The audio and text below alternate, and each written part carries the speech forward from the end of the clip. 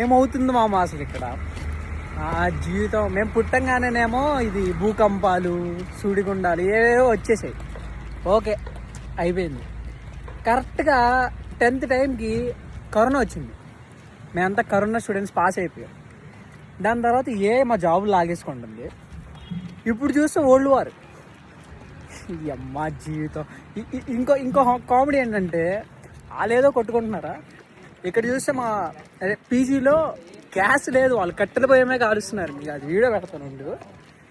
బెంగళూరు కష్టాలు, the side effects of war.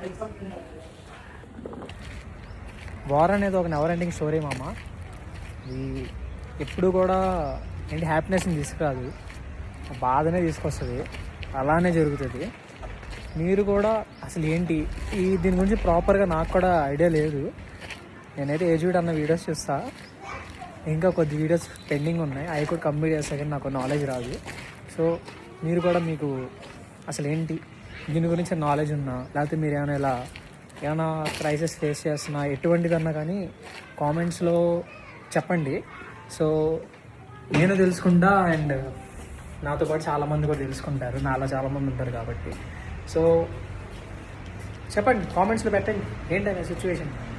అది మామ ఈరోజు అయితే మాత్రం సైనింగ్ ఆఫ్, అండ్ జై హింద్ మామ అందరికీ.